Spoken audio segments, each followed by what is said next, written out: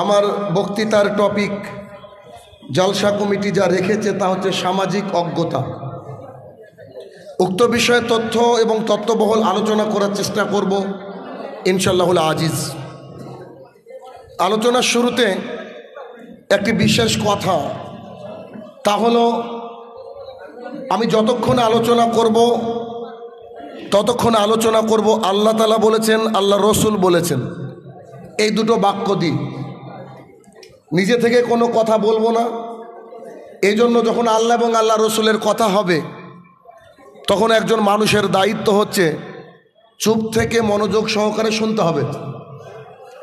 যদি না শুনেন তাহলে কোরআন এবং হাদিসের প্রতি যে আপনাদের ভালোবাসা সেটা ফেক হিসাবে পরিগণিত হবে। অর্থাৎ রিয়াল যে ভালোবাসা কোরআন এবং সুন্নাহর প্রতি তা কিন্তু বাস্তবায়ন হবে না। আর আমাদের মুসলিমদের মধ্যে এখন প্রধান অজ্ঞতা হচ্ছে যে আমরা বেশি বলতে ভালোবাসি কিন্তু শুনতে ভালোবাসি না।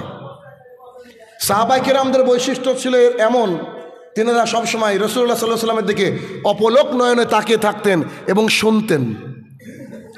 ইমাম মালিক রহমতুল্লাহ আলাইহির বরাত থেকে পাওয়া যায় যে যখন তিনি মদিনায় দার্স দিতেন, দার্স দেওয়াকালীন কোনো দুইজন ব্যক্তি তিনজন ব্যক্তি মসজিদের মধ্যে প্রবেশ করছেন, ঠিক এমতো অবস্থায় কেউ যদি এই বাক্যটা বলতো ক্বালা রাসূলুল্লাহি সাল্লাল্লাহু আলাইহি সাল্লাম, ইমাম মালিক রহমতুল্লাহ আলাইহি তিনি থেমে যেতেন।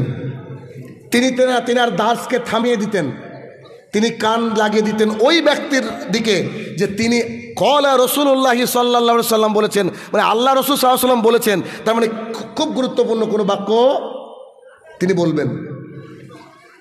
আজকে আমরা মুসলমান, ইসলাম আমাদেরকে নৈতিকতা শিক্ষা দেয়, ইসলাম আমাদেরকে শালীনতা ভদ্রতা শিক্ষা দেয়, ইসলাম আমাদেরকে দুনিয়া এবং আখিরাতে কামিয়াবি হাসিলের যে ট্র্যাক সে রাস্তাটাকে বলে দেয়। তার আগে আমাদেরকে ভালো করে শুনতে হবে, মানতে হবে এবং তদ অনুযায়ী আমল করতে হবে। রাজি আছেন তো? বলেন। কারণ বেশিরভাগ মানুষ হচ্ছে পথভ্রষ্ট।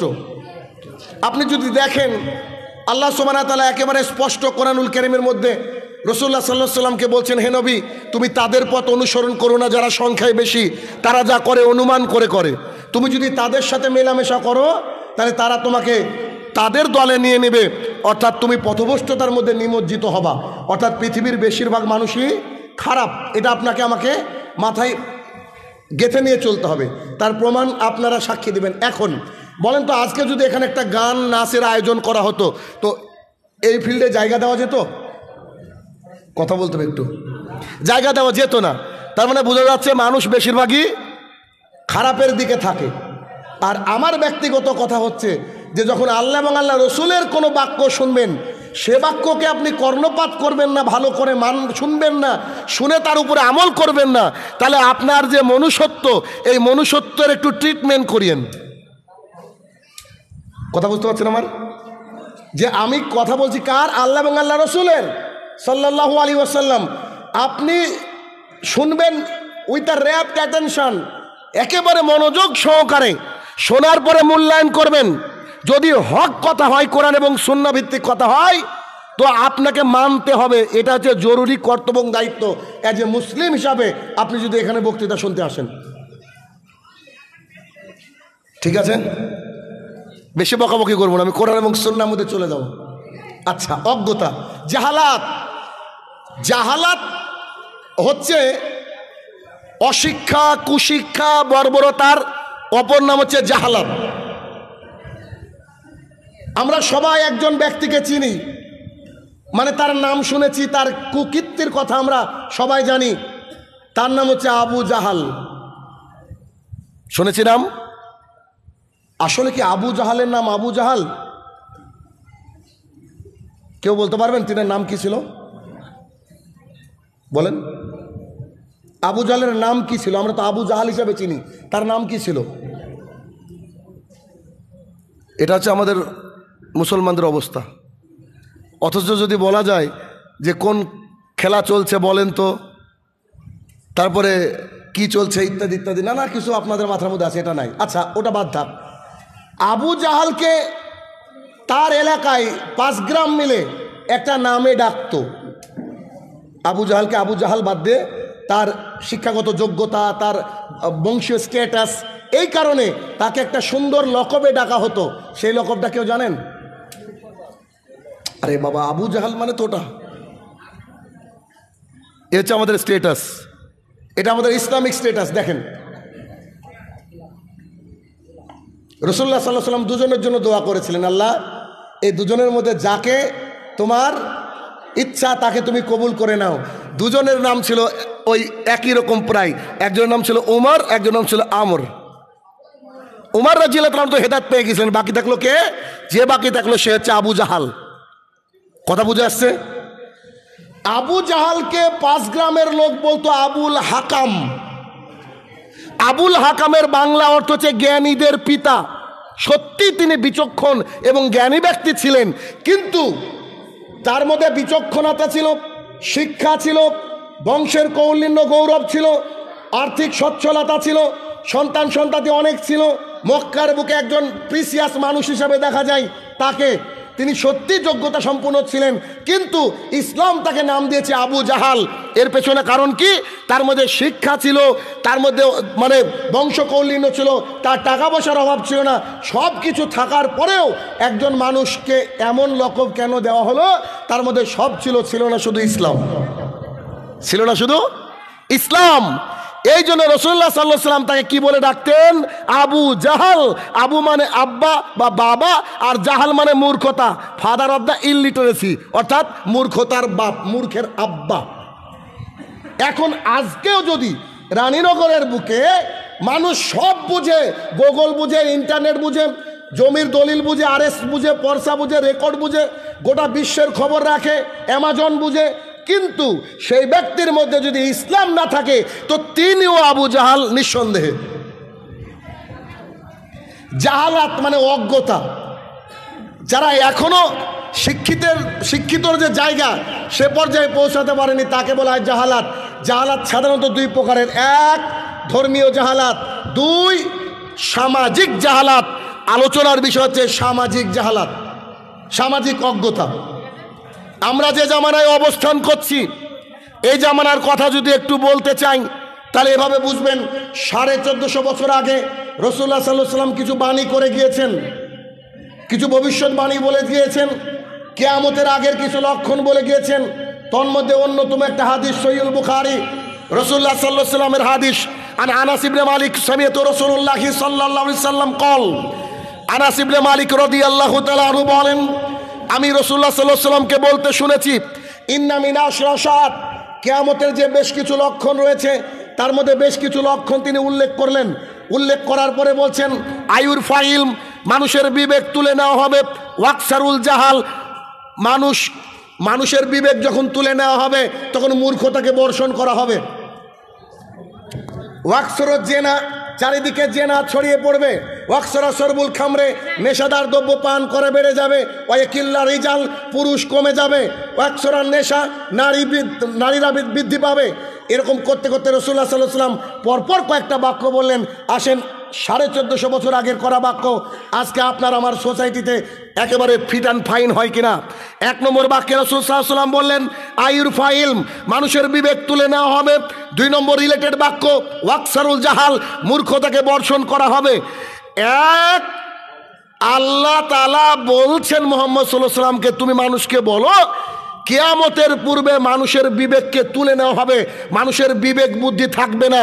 2 অজ্ঞতা, জাহালাত, মূর্খতা, যেমন করে বৃষ্টি বর্ষণ হয় তেমন করে জাতির সামনে বর্ষণ হবে। তার প্রমাণ দেখবেন, আজকে এতগুলা লোক এখানে জড়ো হয়েছে দ্বীন ইসলামকে জানার জন্য। সবাইকে মরতে হবে একটা নাস্তিকও বিশ্বাস করে।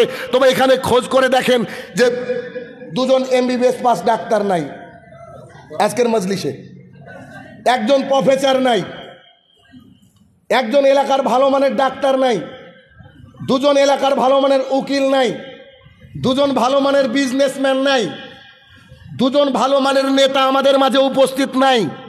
তার মানে তারা মনে করে যে এরা মূর্খ মানুষ, মাদ্রাসায় পড়েছে, মানুষকে শুধু ভয় দেখায় জান্নাত আর জাহান্নামের ব্যাপারে। এরা এভাবেই চললো, আর আমরা টাকা ইনকাম করে রিল্যাক্সেশন একটা লাইফ লিড করে then we can go to the hellfire of জাহান্নাম, এটা তাদের টার্গেট। হেলফায়ার অফ জাহান্নাম একটু ব্যাকেটে, ওরা মনে করে না। যদি মনে করতো তাহলে এখানে ওরা আসতো। তার মানে মানুষ যে দিন ধর্ম থেকে দূরে আছে, তার মানে যারা দিন ধর্ম থেকে দূরে আছে তারা হচ্ছে হাদিসের প্রথম এটার অংশ আইরফা ইলম, মানুষের বিবেক তুলে নেওয়া হয়েছে। ওয়াকসরুল জাহাল, মূর্খতা বর্ষণ হচ্ছে। কেন? শিক্ষিত মানুষ যখন যারা সোকল এডুকেশনকে অন্তরে লালন পালন করে, শিক্ষিত বলে নিজেকে দাবি করে, তারা আজকে এই মজলিসে নাই। মাস্টার, ডাক্তার, প্রফেসর, প্রিন্সিপাল এরা নাই। তার মানে প্রকৃত অর্থে এরা কেউ শিক্ষিত না, এরা সবাই মূর্খ। রাসূলুল্লাহ সাল্লাল্লাহু আলাইহি ওয়াসাল্লাম এই বাক্যই বললেন। যদি আর্গুমেন্ট করতে চান, I am ready for this argument. ইনশাল্লাহ আমি আপনার সাথে প্রস্তুতি গ্রহণ করেছি, আমি রেডি আপনার সাথে। যদি আপনি বলেন যে আমি মিথ্যা কথা বলছি, আমি আপনাকে প্রমাণ করে দেবো। আপনি অ্যাট এনি কর্নারের দিক দিয়ে যদি আমাকে প্রমাণ করতে বলেন, আমি প্রমাণ করে দেবো যে একটা ব্যক্তির সব কিছু আছে, তার মধ্যে খালি ইসলাম নাই। He is the most illiterate person in the world. সে আল্লাহর জমিনে সবচেয়ে মূর্খ মানুষ। তার প্রথম সূচনা করেছেন কে? মুহাম্মদ রাসূলুল্লাহ সাল্লাল্লাহু আলাইহি সাল্লাম। মানুষকে দেখিয়ে দিয়েছে আবুল হাকাম টার্ন ইনটু আবু জাহাল। মূর্খের পিতা হয়েছেন কোন ব্যক্তি? যে লোকটা এলাকার মধ্যে সবচেয়ে শিক্ষিত মানুষ, শুধুমাত্র ইসলাম নাই তার কারণে। তার মানে রাসূলুল্লাহ সাল্লাল্লাহু আলাইহি সাল্লামের এই 1450 বছর আগের বাক্য আজকে আমাদের সমাজে ইউটিলা হচ্ছে। রাসূলুল্লাহ সাল্লাল্লাহু আলাইহি সাল্লাম বলেন আইয়ুরফা ইলম, মানুষের বিবেক তুলে নেওয়া হবে। ওয়াকসারুল জাহাল, মূর্খতাকে বর্ষণ করা হবে। নিট পরীক্ষায় পাশ করার পর একজন স্টুডেন্ট এমবিবিএস ডাক্তার হয়। এমবিবিএস ডাক্তার মানে মানুষের কাছে খুব ভরসার জায়গা। এমবিবিএস ডাক্তার মানে মানুষের একটা ভরসার স্থল। 10 লক্ষ টাকা 20 লক্ষ টাকা খরচ করে নিজের জমি বন্ধক করে বেচে দিয়ে বাবার অপারেশন করতে গিয়েছেন একজন ডাক্তারের কাছে। তিনি অনেক বছর পড়াশোনা করেছেন, নিটে কোয়ালিফাই হওয়ার পরে এমবিবিএস ডিগ্রি পকেটে এনে তিনি ট্রিটমেন্ট করছেন। অথচ এই 2023 সালের ওই যেদিন ভোটের রেজাল্ট, সেদিন আমাদের নিটের রেজাল্ট বেরিয়ে গেল। 67 জন 720-তে 720 পেয়েছে। তার মানে গোটা পৃথিবীর সমস্ত শিক্ষিত ভালো ডাক্তার ভারতবর্ষে। মানুষ যখন সন্দেহ পোষণ করতে লাগলো যে 720 মানে 67 জন ফার্স্ট, 720-র মধ্যে পরীক্ষা 720 পেয়েছে। যখন সিবিআই ইডিফিডি ইত্যাদি জোর দিল, সোশ্যাল মিডিয়া আমরা জোর লাগাতে লাগলাম এটা মনে হয় কোনো স্ক্যাম হয়েছে, ঠিক তখন তদন্ত করে পাওয়া যাচ্ছে যে এরা কেউ যোগ্যতা রাখে না এই নিট পরীক্ষায় পাশ করার। কেউ তো এমনও রেজাল্ট করেছে যে উচ্চ মাধ্যমিকে রসায়নে ফেল করে ওখানে পেয়েছে 718। সাংবাদিকের সামনে বলছে কালকে নিট পরীক্ষা, আজকে রাত্রিবেলায় 40 লাখ টাকা দিয়ে আমরা প্রশ্ন আর উত্তর কিনেছি। এমনি নাকি? তার মানে আগামী দিনের ভবিষ্যতে যে ডাক্তার, যার কাছে আপনি ট্রিটমেন্ট নিতে যাবেন, যিনি আপনাকে কেটে ছিঁড়ে আপনার ভেতর থেকে গল ব্লাডারটাকে ধুবে পরিষ্কার করবে, পেট থেকে পাথর বের করবে, আপনার স্ত্রীর সিজার করবে, ও একেবারেই অনুন্নত, পড়াশোনাও করেনি, ও কলেজেও যায়নি, বাড়িতে বসে ডাক্তার। এবার বুঝেন আপনি কি ডাক্তারখানা যেতে পারবেন এই দৃশ্য হলে? 1450 বছর আগে রাসূল সাল্লাল্লাহু আলাইহি ওয়াসাল্লাম বলছেন আইরফা ইলম, মানুষের বিবেক তুলে নেওয়া হবে। একজন শিক্ষামন্ত্রী, যিনি শিক্ষামন্ত্রী, তিনি শিক্ষার উপরে পিএইচডি করবেন। আর আমাদের ওই যে মোটা শিক্ষামন্ত্রী বর্তমানে জেলে, ও পিএইচডি করেছে যৌনবিদ্যার উপরে। বুঝতে পারেননি? ধরা পড়ার পর বলছে ওর নাকি অনেকগুলো গার্লফ্রেন্ড এদেশে বিদেশে। তাহলে একবার চিন্তা করেন জাতি আছে কোথায়, জাতি কোন জায়গায় রয়েছে। অতএব আপনাকে আমাকে এটা বুঝে নিতে হবে যে রাসূলুল্লাহ সাল্লাল্লাহু আলাইহি ওয়াসাল্লাম বলছেন আইয়ুরফা ইলম, মানুষের বিবেক তুলে নেওয়া হয়েছে। ওয়াকসারুল জাহাল, মূর্খতাকে বর্ষণ করা হচ্ছে। চারিদিকে শুধু মূর্খতা আর মূর্খতা। আপনার এলাকার মসজিদের কথাই বলছি আমি, দেখেন আমার কথা মিলে যাবে। জুমার দিনে যত লোক যায় তার চেয়ে বেশি লোক যায় আপনার ঈদের দিনে, ঠিক না? জুমার দিনে যত লোক যায় তার চেয়ে বেশি লোক যায় ঈদের দিনে। ঈদের দিনে যত লোক যায় তার চেয়ে মোটামুটি আশেপাশে লোক যায় হচ্ছে ওই জানাজা পড়তে, যায় কি যায় না? কিন্তু ফজরে যদি আপনি একটু খোঁজ নেন তো দেখবেন যে ফজরে এক কাতার আছে না নাই? ফজরে এক কাতার। রাসূলুল্লাহ সাল্লাল্লাহু আলাইহি ওয়াসাল্লাম বলছে আইরফা ইলম, মানুষের বিবেক তুলে নেওয়া হবে, ওয়াকসারুল জাহাল, মূর্খতা বর্ষণ হবে। একটু আপনাকে দেখায়, 1 মিনিট দেখেন তো। ভোডাফোন টু আদার কোথাও যদি আপনি কল করতে যান তো আপনার কাটবে হচ্ছে 1 টাকা 90 পয়সা।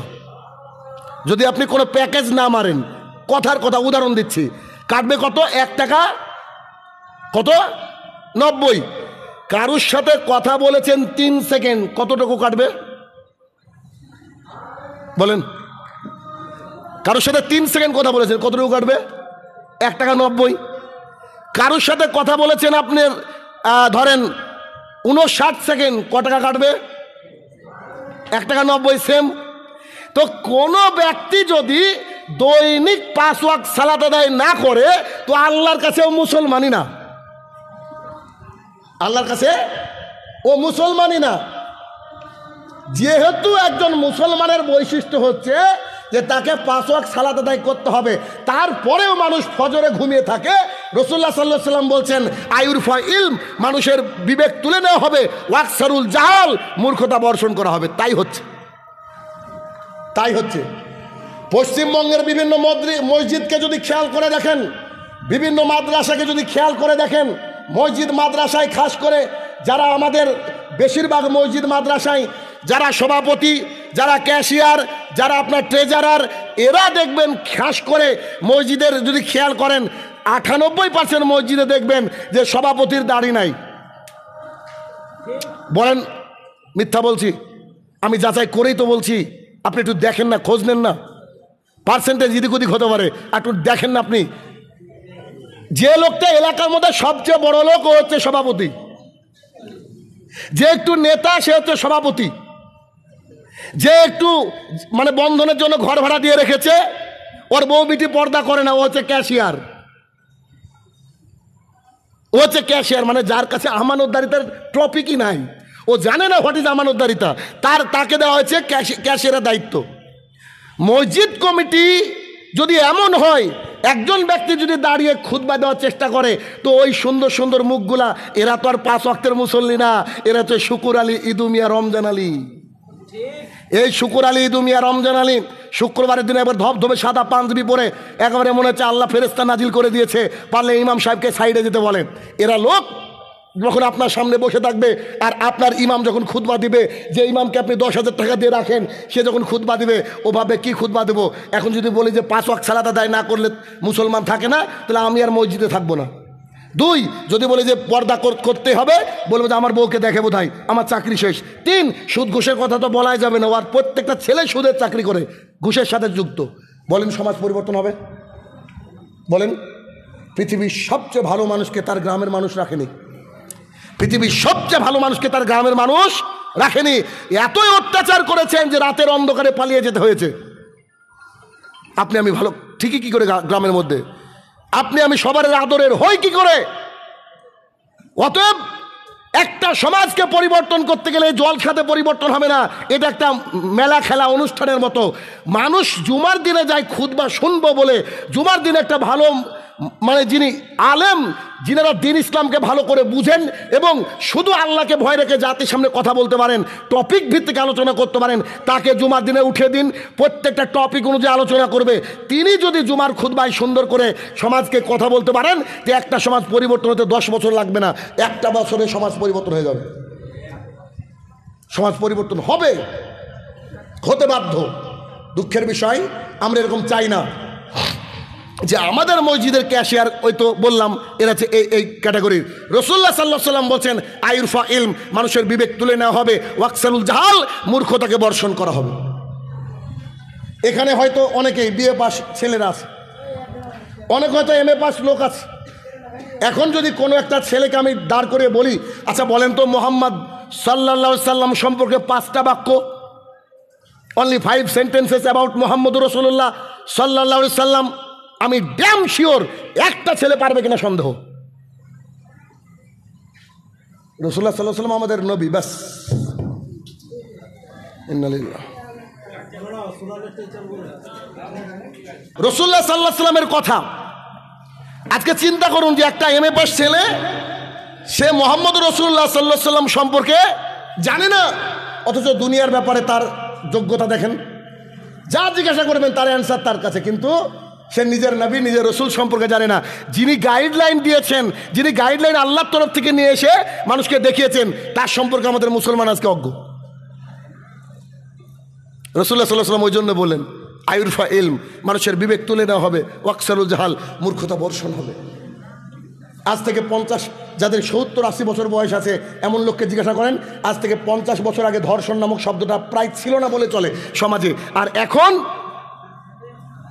8 বছরের কন্যা সন্তান ধর্ষণ হয়, 2 বছরের কন্যা সন্তান ধর্ষণ হয়, 70 বছরে একজন নারীকে ধর্ষণ করে যুবক। আছে না নাই? দেখেন না এই কথাগুলা? পেপারে দেখা যায় না, সোশ্যাল মিডিয়ায় ভেসে ওঠে না? তার মানে বুঝে নিতে হবে যে রাসূলুল্লাহ সাল্লাল্লাহু আলাইহি ওয়াসাল্লাম যে বাক্য বলে গিয়েছেন তা এখন বাস্তবতায় ফলছে, এখন তার বাস্তবতা চলছে। অতএব কি করতে হবে? অজ্ঞতা থেকে বাঁচার প্রধান কারণ কি? ইকরা, রিড, পড়ো, পড়ো। আমাদের হাতে ধরিয়ে দিয়েছে, যারা মোবাইল আমাদের হাতে ধরিয়ে দিয়েছে, সে দেশের লোক সবাই সবসময় বই পড়ে, আর আমাদের সব ছেলেরা সব সময় ফেসবুক, ইন্টারনেট ইত্যাদি নিয়ে ব্যস্ত, আর যারা তৈরি করেছে তারা সব সময় বই পড়ে, আর আমরা বই থেকে দূরে, আমরা বই থেকে দূরে। মুসলিম হচ্ছে সোনালী জাতি। এই জাতিকে তার সমহিমায় ফিরতে গেলে আমাদেরকে আবার আমাদের কিতাবকে আঁকড়ে ধরতে হবে, আমাদের কিতাবগুলোকে অধ্যয়ন করার চেষ্টা করতে হবে, কোরআন এবং সুন্নাহ আমাদের বাস্তব জীবন বাস্তবায়ন করার চেষ্টা করতে হবে। যদি আমরা বাস্তবায়ন করতে পারি, আমরা আবারও সোনালী যুগে ফিরে যেতে পারবো। আর যতক্ষণ কোরআন এবং সুন্নাহ বাস্তবায়িত না হবে, যাই করি না কেন, একটা সমাজ উন্নততর জায়গায় যেতে পারে? বলেন পারে না? উন্নততর জায়গায় যেতে পারে না। তাহলে কি করতে হবে? প্রথম কথা হচ্ছে অজ্ঞতা থেকে বাঁচতে হবে, আর আল্লাহ তাআলা যেন আমাদের বিবেককে না তুলে নেয় তার জন্য আল্লাহ তাআলার কাছে দোয়া করতে হবে। আর দোয়া করার অন্যতম মাধ্যম হচ্ছে কি? সালাত। সালাত। আল্লাহ সুবহানাহু ওয়া তাআলা কোরআনুল কারীমের মধ্যে 82 জায়গায় বলেছেন আকিমিস সালাহ, তোমরা সালাত কায়েম করো। কি বলেছেন? আকিমিস সালাহ, তোমরা সালাত কায়েম করো। আল্লাহ সুবহানাহু ওয়া তাআলা বলেন যে তোমরা যখনই সালাতের ওয়াক্ত হয়ে যাবে, তোমাদের সমস্ত কাজকে বন্ধ করে দিয়ে তোমরা মসজিদের দিকে ধাবিত হও, সালাত আদায় করো। অর্থাৎ সালাতকে ফরজ করা হয়েছে নির্দিষ্ট সময়ের উপরে। আপনি দেখবেন প্রায় মসজিদে লেখা থাকে সূরা নিসার এই আয়াতটা, যে সালাতকে নির্দিষ্ট সময়ের উপরে মুমিন বান্দাদের উপরে ফরজ করা হয়েছে। থাকে না? থাকে না? ওই যে যেখানে দেখবেন টাইম টেবিল আছে, ওই উপরে নালে নিচে কিন্তু এটা লেখা থাকে। তো আমাদেরকে আল্লাহ তাআলার সান্নিধ্য লাভ করার জন্য কি করতে হবে? 5 ওয়াক্ত সালাত আদায় করতে হবে। আর 5 ওয়াক্ত সালাত যদি আমরা না আদায় করি, সরাসরি জাহান্নামে যাওয়ার জন্য প্রস্তুতি গ্রহণ করতে হবে। কেমন? সূরা মুদ্দাসির আয়াত নম্বর 42 এবং 43 আল্লাহ সুবহানাহু ওয়া তাআলা বলেন, মা সালাকাকুম ফিস সাকার। একদল জাহান্নামীকে জিজ্ঞাসা করা হবে, আপনি জাহান্নামে আসলেন কেন? ক্বালু, তারা সেই দিন বলবে, লাম নাকু মিনাল মুসাল্লিন, আমরা মুসল্লি ছিলাম না। What is the definition of মুসল্লি? মুসল্লি মানে কি বলেন তো? মুসল্লি মানে কি? যে লোক মাঝে মাঝে নামাজ পড়ে তাকে কি মুসল্লি বলা যাবে? জেনে বুঝে উত্তর দিতে হবে। যে ব্যক্তি মাঝে মাঝে সালাত আদায় করে তাকে মুসল্লি বলা যাবে? কিন্তু আমরা তো তাই বলি। শুধু শুক্রবারে যে পড়ে তাকে আমরা কি করি? মুসল্লি মনে করি। আমার একটা বিশেষ উদাহরণ আছে, এই উদাহরণ ভাইরাল, সবাই জানে। আজকে আপনাদের এখানে আমি দিব, যাতে আপনার বিবেকটা একটু ঘুরে। সেটা কি? দেখেন, এই মোবাইলটার দাম হচ্ছে 33,000 টাকা। ক টাকা? খুব ভালো করে বুঝবেন, একটা উদাহরণ আপনার জীবন পরিবর্তন হতে পারে। এই মোবাইল একটা ডিসপ্লে আছে, ডিসপ্লে আছে তো, একটা ব্যাটারি, একটা ক্যামেরা, একটা চার্জিং পোর্ট, আর একটা সিম ঢুকানোর জায়গা। 5টা জিনিস আছে। দাম কত? ইমানদারিতে আমাকে এখন উত্তর দিবেন, একেবারে ইমান নিয়ে উত্তর দিবেন। এই মোবাইলটার সব আছে, শুধুমাত্র চার্জ দেওয়ার এই ফুটোটা নাই। ক টাকা দিয়ে নেবেন? ফ্রিতেও নেবে না। মানে 33,000 টাকা দামের মোবাইল, একটা ফুটোর জন্য কি বাতিল? তাই তো, মান তারাকা সালাতান মুতাম্মিদান ফাকাদ কাফারা। কোনো ব্যক্তি যদি ইচ্ছা করে এক ওয়াক্ত ছেড়ে দেয় সালাত, সে ব্যক্তি চণ্ডীদাস। কথা বোঝাতে পারছি না? আমি শাহিনুর রহমান এখন আমি বলছি আজকে ফজরের নামাজ আমি পড়বো না, এটা উদাহরণ। আজকে আমি ফজরের নামাজ পড়বো না, ইচ্ছে করে ত্যাগ করলাম। আমি সকাল 5:30টার সময় শাহিনুর রহমান থাকবো না, আমার নাম কি হবে বলেন? চণ্ডীদাস। অর্থাৎ যে ব্যক্তি ইচ্ছে করে সালাতকে ত্যাগ করে দেয় সে ব্যক্তি মুসলমান নয়। সমস্ত সাহাবীদের ঐক্যমত, উলেমায়ে দ্বীনের ঐক্যমত, কি হানাফি কি শাফি, পৃথিবীর প্রত্যেকটা আলেমদের ঐক্যমত রয়েছে যে যারা পূর্ণাঙ্গ সালাত আদায় করে না, ইচ্ছে করে সালাতকে ত্যাগ করে, they are not the Muslim at all, তারা কালক্রমে মুসলমান হতে পারে না। তার মানে অনেক বাবা বসে আছেন, তার বাড়িতে সন্তানেরা কেউ মুসলমান নয়। আজকে যদি ওই সন্তান আজকে মুরগি ছাগল জবাই করে রাখে, এই গোস্ত হারাম খাওয়া, সৌদি ফতোয়া বোর্ড, ইহুদি জবাই করলে খাওয়া জায়েজ, খ্রিস্টান জবাই করলে খাওয়া জায়েজ। আপনার আমার সন্তান যে সালাত আদায় করে না, ও যদি মুরগি ছাগল জবাই করে, তার গোস্ত খাওয়া হারাম। আমি বলছি না, বলছে সৌদি ফতোয়া বোর্ড। হিসাব করে চলতে হবে। রাসূলুল্লাহ সাল্লাল্লাহু আলাইহি ওয়াসাল্লাম বললেন আয়ুরফা ইলম, মানুষের বিবেক তুলে নেওয়া হবে। আপনাদের এই মালদা মেডিকেল কলেজে কিছুদিন আগে প্রোগ্রামে আসছিলাম, আসতে গিয়ে একজন লোক বলছে যে স্যার আমার এক ফুপু হসপিটালাইজ আছে, উনি মারা গিয়েছেন, আল্লাহ তাআলা ওনাকে ক্ষমা করুন। উনি আমাকে বলছেন আপনার সাথে প্রোগ্রামে যেতে পারলাম না, ফেরার সময় দেখা হবে। আমার ফুপুর অক্সিজেন চলছে, তবে স্যার আমি হিসাব করে দেখলাম 1 ঘন্টা অক্সিজেনের বিল নিচ্ছে 490 টাকার আশপাশে। ধরেন 500 টাকা, 500 টাকা যদি 1 ঘন্টার অক্সিজেনের বিল হয়, 24 ঘন্টায় একটা মানুষ, মানে আপনি আর আমি আজকে 12,000 টাকার অক্সিজেন নিয়েছি আল্লাহর কাছ থেকে। বলেন তো, আমরা যখন সালাত আদায় করি না, আল্লাহ তাআলা কি অক্সিজেন আমাদের জন্য বন্ধ করে দেন? আমরা যখন সিয়াম পালন করি না, আল্লাহ তাআলা কি সূর্যকে বন্ধ করে দেন? আমরা যখন আল্লাহ তাআলার নাফরমানি করি, আল্লাহ তাআলা কি মালাকুল মউত দিয়ে আমাদেরকে তুলে নিয়ে যান? সুবহানাল্লাহি বিহামদিহি।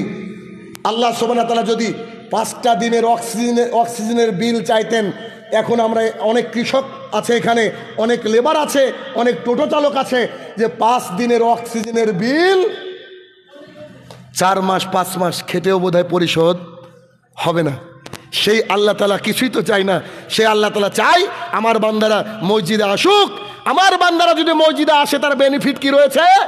আনাস ইবনে মালিক রাদিয়াল্লাহু তাআলা আনহু বলেন, রাসূলুল্লাহ সাল্লাল্লাহু আলাইহি ওয়াসাল্লাম বলেছেন যে তোমরা যদি দৈনিক 5 ওয়াক্ত সালাত আদায় করো, আল্লাহর তরফ থেকে প্রতিদিন তোমাদের অ্যাকাউন্টে 50 ওয়াক্তের সালাতের যা নেকি, আল্লাহ তাআলা সেই 50 ওয়াক্তের সালাতের নেকি তোমার অ্যাকাউন্টে দিয়ে দেবে। তার মানে কেউ যদি 5 ওয়াক্ত সালাত আদায় করে, আল্লাহর কাছে কত ওয়াক্ত আদায় করলো বলেন না? 50 ওয়াক্ত আদায় করলো। কোন কোম্পানি আছে এত বড় অফার দিবে? তাহলে কি করতে হবে? আমাদেরকে বুঝতে হবে সামাজিক অজ্ঞতা। বলছিলাম যে এই যে বাপ বেটা সালাত আদায় করে না, বাড়ির স্ত্রীরা সালাত আদায় করে না, এটা হচ্ছে একটা সামাজিক অজ্ঞতা। এইটাকে কন্ট্রোল করার জন্য আপনার ইমাম সাহেবকে একেবারে সিদ্ধহস্ত হতে হবে। ঠিক যেমন করে আমরা আমাদের সমাজকে পরিচালনা করার চেষ্টা করি ওই জলঙ্গির বুকে, সেটা কি আমি আমার মসজিদে বলে দিয়েছি, যারা দৈনিক 5 ওয়াক্ত সালাত আদায় করবে না, তারা যদি মারা যায়, তার জানাজা আমি শাহিনুর রহমান করাবো না, একেবারে কুকুর শিয়ালের মতো পুঁতে রাখবো। কেন পুঁতে রাখবো? কারণ উপরে থাকলে পচলে গন্ধ বাড়াবে তাই। 2, যারা সালাত আদায় করে না 5 ওয়াক্ত, তাদের বাড়ির বেটা বিটির কারো যদি বিয়ে লাগে, আমি বিয়ে পড়াতে যাব না। ঈদের পরের দিন, এই ঈদের মাত্র কয়েকদিন হলো মাগরিবের সালাত আদায় করলাম, সালাতের পর দাঁড়িয়ে গেলাম, কিছু লোক সমালোচনা শুরু করেছে। কেন? আমি যে সমাজ প্রতিষ্ঠা করেছি, এই সমাজে যারা 5 ওয়াক্ত সালাত আদায় করে না, কুরবানির গোশতের আগে তাকে আমি সমাজ থেকে বাদ দিয়ে দিই। আর যারা নতুন আদায় করে কন্টিনিউ আসে দেখি, তাদেরকে সমাজে যোগ দিয়ে দিই। এখন এরকম কিছু ঘটেছে, কিছু লোক সমালোচনা করছে, আমাকে বলতে দেন, আমাকে বুঝতে দেয়নি। আমি মাগরিবের সালাত আদায় করার পরে দাঁড়িয়ে গেলাম, দাঁড়িয়ে গিয়ে একটা বাক্য বললাম। আমি বললাম, এই যে আমার আব্বা আর এই যে আমার শ্বশুর, মানে 2 বাপ 2 দিকে বসেছিল নামাজের সময়। আমরা এটা হচ্ছে আমার আব্বা আর এটা হচ্ছে আমার শ্বশুর।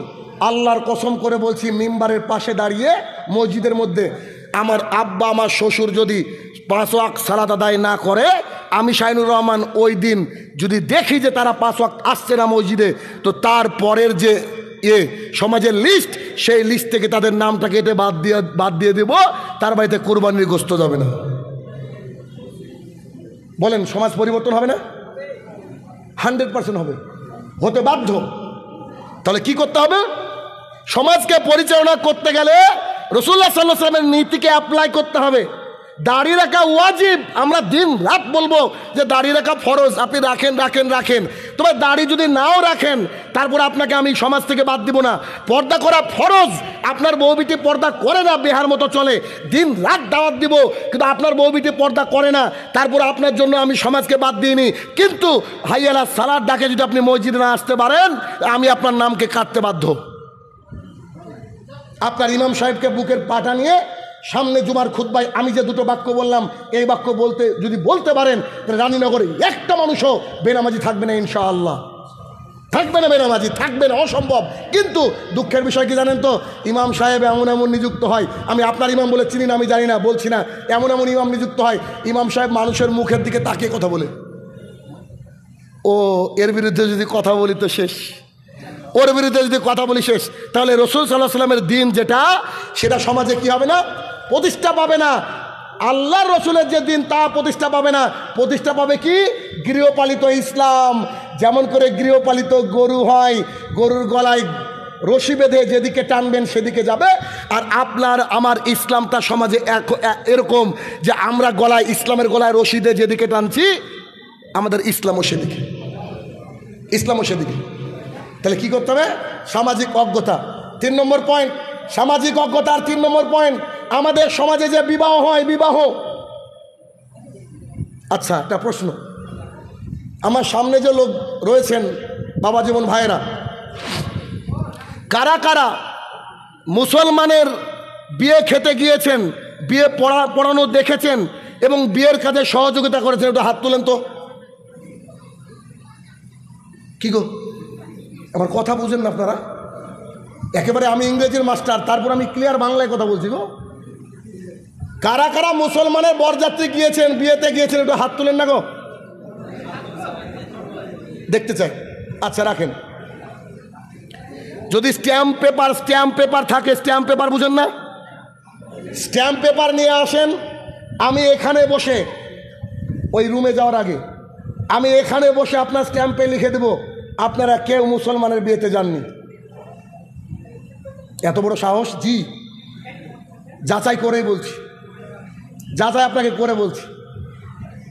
দুঃখে পড়ে বই লিখতে বাধ্য হয়েছি, বিবাহ একটি ইবাদত।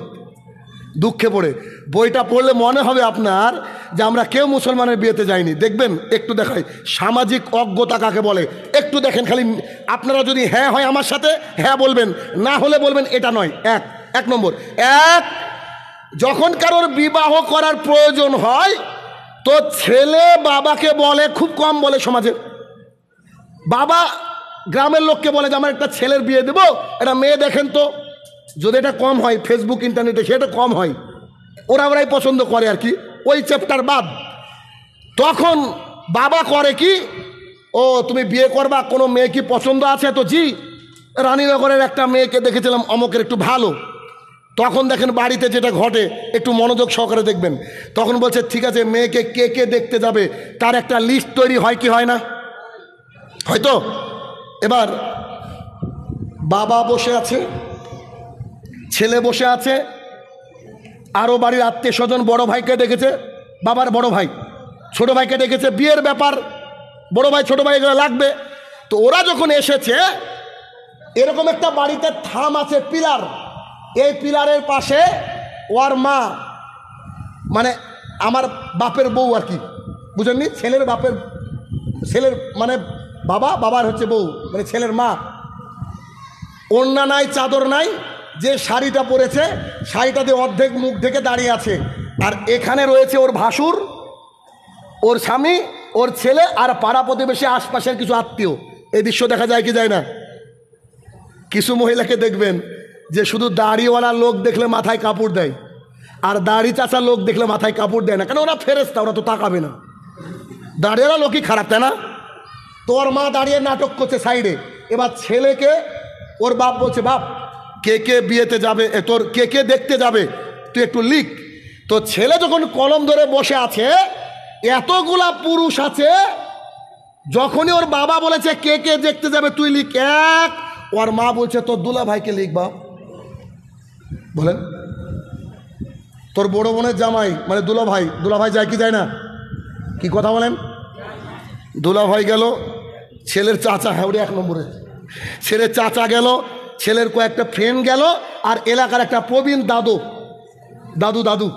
দাদু গেল। এবার এরা গিয়ে ওই বাড়িতে চলে গেল। ওই বাড়িতে যাওয়ার পরে এরকম করে চেয়ার দিয়ে সুন্দর করে, যে চেয়ার দেখছেন না, এরকম করে চেয়ার নিয়ে বসে আছে এই টিম আর কি, এই যে বিবাহ দেখার টিম এরা, ঠিক আছে। আর মেয়েটা এরকম যে ক্যামেরা আছে, এখানে একটা চেয়ার পাতা আছে। বাড়িতে যত রকমের সুন্দর পোশাক ছিল, ফেয়ার অ্যান্ড লাভলি যা কিছু আছে সব কিছুতে রেডি হয়ে মেয়েটা এসে এখানে বসেছে। এই প্রথা সমাজে চালু আছে না নাই? আছে না? আমাকে একটা প্রশ্নের উত্তর দিবেন, সমাজদার কেলে ইশারা কাফি। আমরা যতজন লোক বসে আছি, কথার কথা, যে মেয়েটাকে দেখছি ছেলের বাবাও আছে, আমাদের সবারই জন্য কি বিয়ে করা জায়েজ কি জায়েজ না মেয়েটার সাথে?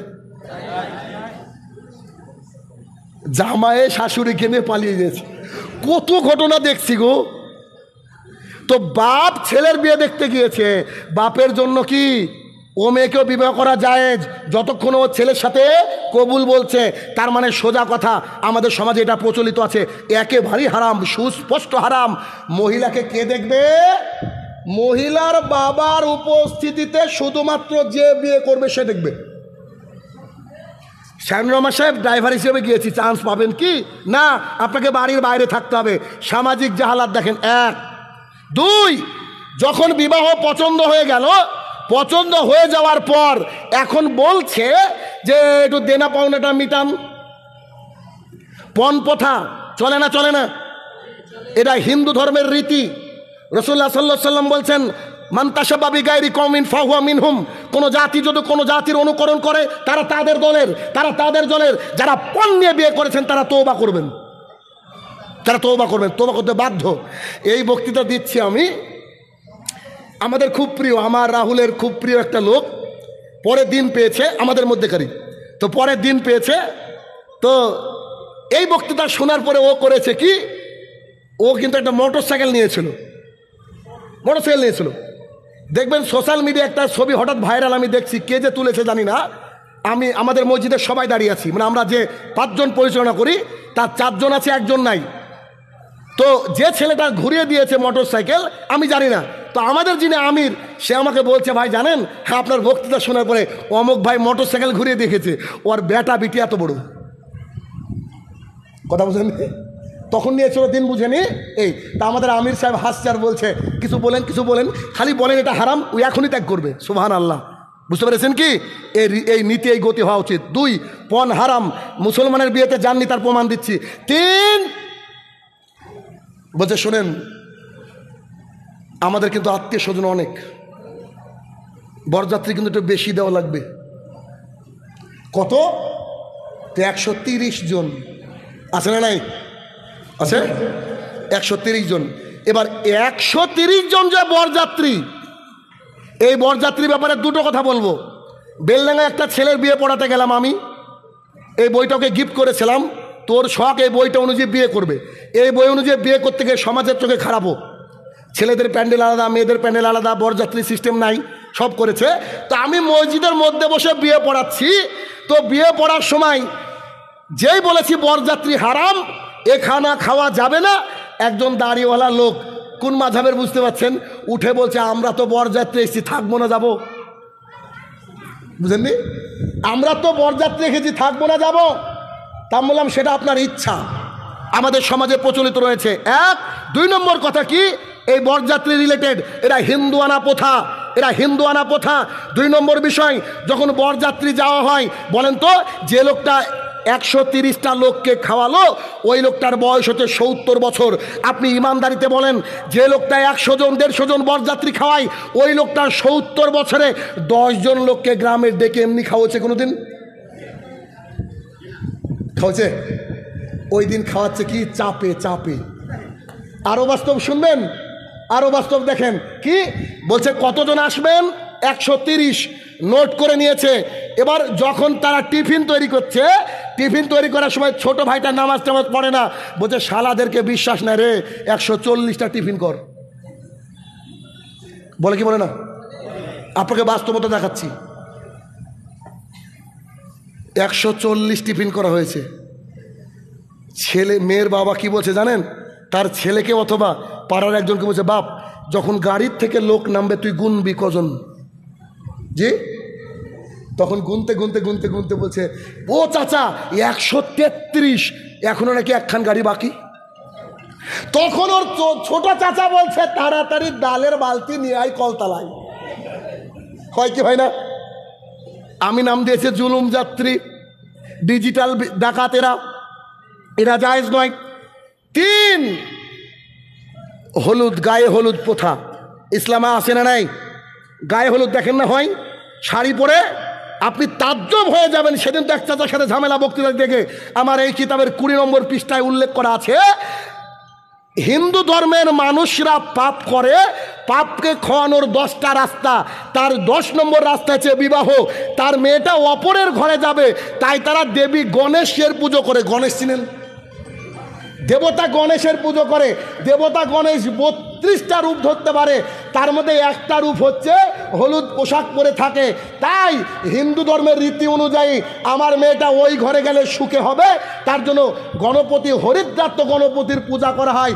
এই থেকে গেছে গায়ে হলুদ। আর মুসলমানের বাচ্চা মহিলারা শাড়ি পরে গায়ে হলুদ করছে। বলেন মুসলমানের বিয়েতে গিয়েছেন? এ দৃশ্য হয় কি হয় না? বিয়ের দিন সকালবেলা ছেলে ঘুম থেকে উঠেছে, টিউবওয়েলের ওইখানে কলতলায় ছেলে গিয়ে বসে আছে। ছেলে একটা লুঙ্গি আর গায়ে একটা নতুন গামছা, গায়ে না কোমরে নতুন গামছা বেঁধে বসে আছে, আর ওর মাথায় পানি ঢালছে ওর ভাবি। পাড়া প্রতিবেশী, কেন?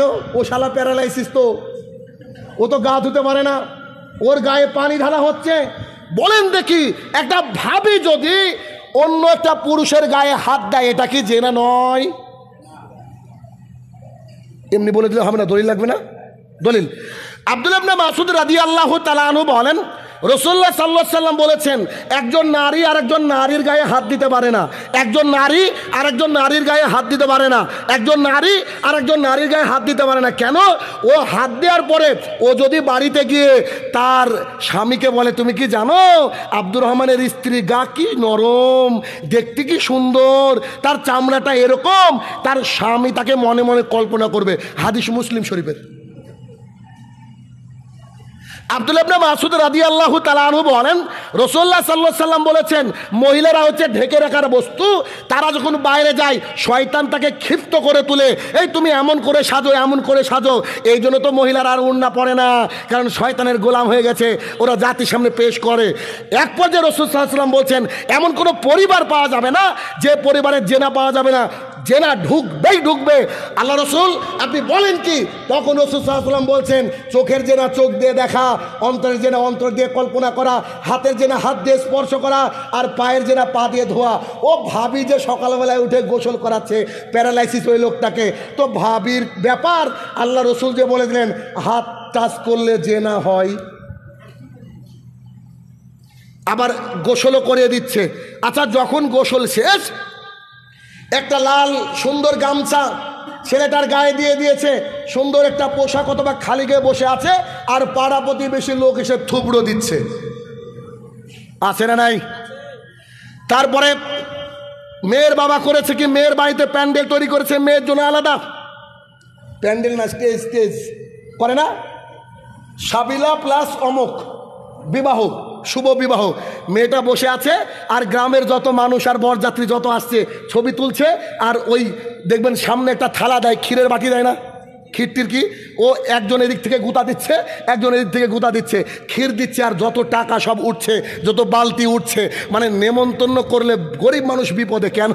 এখন খেতে গেলে টাকা লাগে হোটেলের চেয়ে বেশি। এতক্ষণ যে কথা বললাম, এগুলো কি আমাদের ধর্মে আছে না নাই? প্রচলিত আছে। আল্লাহর কসম করে বলছি, এগুলো একটাও ইসলামের নীতি না। আরে বলেন কি? জি, এগুলো একটাও ইসলামের নীতি না। তাহলে কেমন ইসলামের নীতি? কি ইসলামের নীতি হচ্ছে, জনক সাহাবী এসে বলছেন আল্লাহ রসুল সাল্লাল্লাহু আলাইহি সাল্লাম এরা মেয়েকে বিয়ে করতে চায়। আল্লাহ রসুল বলছে তুমি তাকে দেখো। কেন? তোমরা যদি দেখো একে অপরের সাথে ভালোবাসা সৃষ্টি হবে। তিনি গেলেন, বাড়িতে গেলেন, মেয়েকে দেখে আসলেন। মেয়েকে দেখার পরে কাজী ডেকে বিয়ে হয়ে গেল। শরীয়তি বিবাহ কি? শরীয়তি বিবাহ হচ্ছে যে ছেলে আর মেয়ে উভয় একে অপরকে দেখবে, নির্জনে নয়, একা নয়, পার্কে নয়। কি করে দেখবে? বাবা, মেয়ের বাবা উপস্থিত থাকবে, ছেলে দেখবে, কিছু প্রশ্ন করার থাকলে করবে, ছেলে বাড়িতে চলে যাবে, দিনক্ষণ ঠিক হয়ে যাবে। দিনক্ষণ ঠিক হওয়ার পরে যখন আসবে, এসে আবার মৌলবি সাহেব আসবে। মৌলবি সাহেব এসে ছেলেকে বলবে মহারানা কত, ছেলে বলবে 10,000 টাকা। ছেলে এভাবে নিবে, ছেলের কাছ থেকে নিবে। ইমাম সাহেব মোহরানার টাকাটা নিয়ে মেয়ের বাপকে বলবে জনাব, মেয়ের বাপকে আমি, টাকাটা নেন, আপনার মেয়েকে দিয়ে আসেন, আপনার মেয়েকে দিয়ে আসেন। তো মেয়েকে দিয়ে আসার সময় মেয়েকে বলেন অমকের ছেলের সাথে তোমার আমি বিয়ে দিচ্ছি, ও যদি রাজি থাকে আমাদেরকে এসে বলেন। আল্লাহ রসুলকে সাহাবীরা প্রশ্ন করলো রাজি থাকা মানে কি? আল্লাহ রসুল বলছে রাজি থাকা মানে হচ্ছে কবুল বলা, রাজি থাকা মানে হচ্ছে আলহামদুলিল্লাহ বলা, রাজি থাকা মানে হচ্ছে চুপ থাকা। আর যদি রাজি না থাকে কাঁদবে, কেঁদে ফেলবে। তো বাবা করলো কি? মেয়ের কাছে গিয়ে বলছে আম্মু, ও আমার কলিজার টুকরা, এই না তোমার মোহরানা, তোমার সাথে অমুক গ্রামের ছেলের আমি বিয়ে দিয়ে দিলাম। তখন মেয়ে চুপ থাকলো। এবার ও এসে বলছে মৌলবি সাহেবকে, মৌলবি এবার বলছে অমুকের কন্যার সাথে অমুকের বিবাহ দিলাম, বিবাহ শেষ। শরীয়তি বিবাহ, কথা বুঝেননি? শরীয়তি বিবাহ এটা। কিন্তু মাঝে বলছে কি ব্যাপার, উকিল বাপ কই?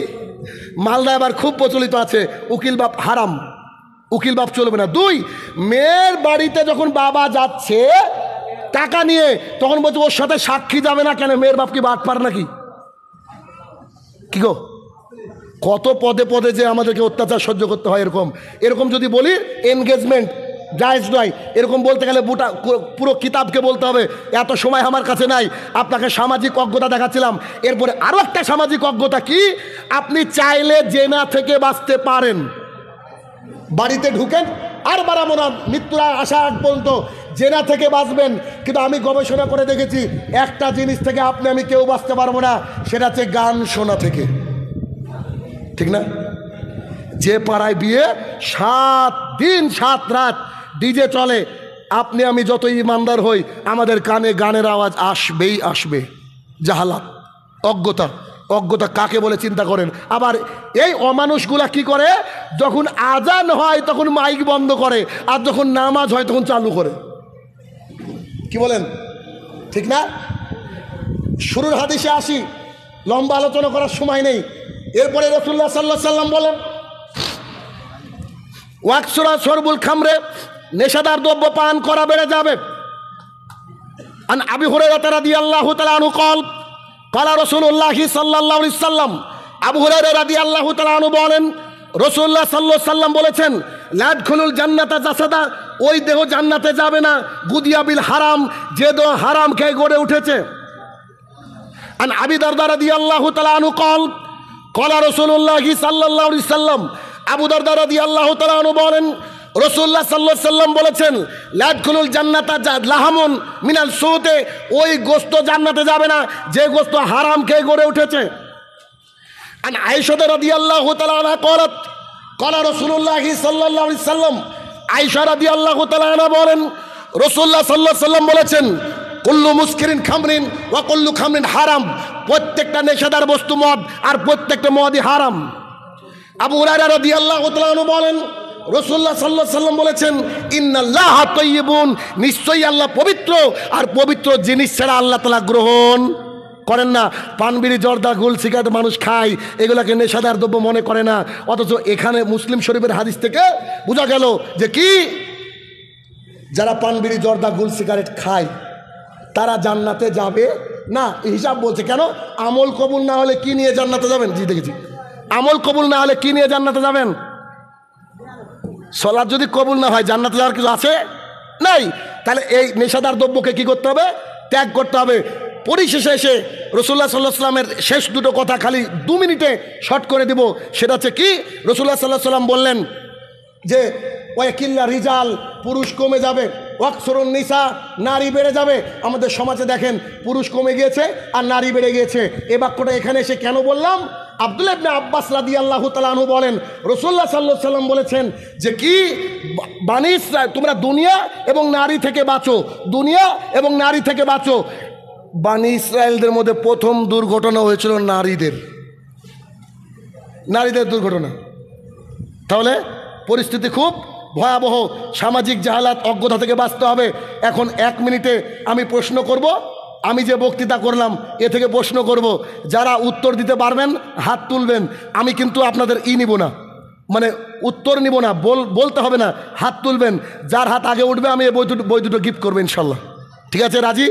আমি যে প্রশ্ন করব এটা উত্তর দেবেন আপনারা। বলেন, আজকে বক্তৃতার শুরুতে একটা হাদিস আমি বলেছি, রাসূলুল্লাহ সাল্লাল্লাহু আলাইহি সাল্লাম কিয়ামতের পূর্বে কিছু লক্ষণ বলেছেন, কিয়ামতের পূর্বের লক্ষণ। যেমন ওই যে মূর্খতা বর্ষণ হবে, মানুষের বিবেক তুলে নেওয়া হবে।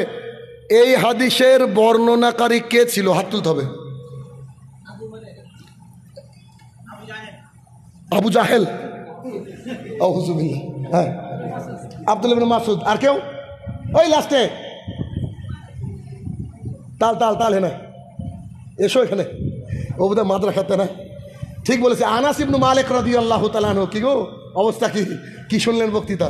ও আস্তে আস্তে আরেকটা প্রশ্ন, সেটা হচ্ছে পৃথিবীর বুকে এমন একটা আমল আল্লাহ সুবহানাহু ওয়া তাআলা দিয়েছেন, যে আমল না করলে সরাসরি জাহান্নাম, সেই আমলটার নাম কি?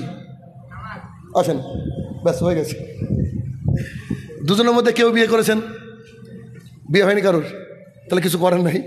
বিবাহ একটি ইবাদত আপনার জন্য, আর সোনালী যুগের সালাত আপনার জন্য, আর বাকিরা গিয়ে গাড়ি কাছে গিয়ে কিনে নেবেন টাকা দিয়ে। ঠিক আছে, এত দূর। হে আমার প্রতিপালক, এতক্ষণ যে আলোচনা করলাম মাবুদ, শুধুমাত্র তোমার এই জনগণকে আমাদের নিজের বুঝকে আনার জন্য আল্লাহ, আমরা যেন কোরআন এবং সুন্নাহ মোতাবেক আমাদের জীবন পরিচালিত করতে পারি। আল্লাহ তুমি সেই তৌফিক আদা করো, আল্লাহুম্মা আমিন। হে আমার প্রতিপালক, আরও জ্ঞানগর্ভ বক্তা রয়েছে মাশাআল্লাহ, আমার দুজন কলিজার টুকরা রয়েছেন, তাদের আলোচনা পর্ব শুনবেন। একজন মাদানী সাহেব, একজন তো আরেকজনকে তো চিনেন, শয়তান, বুঝলেন না? তো ইনশাল্লাহ তো আলোচনা শুনবেন।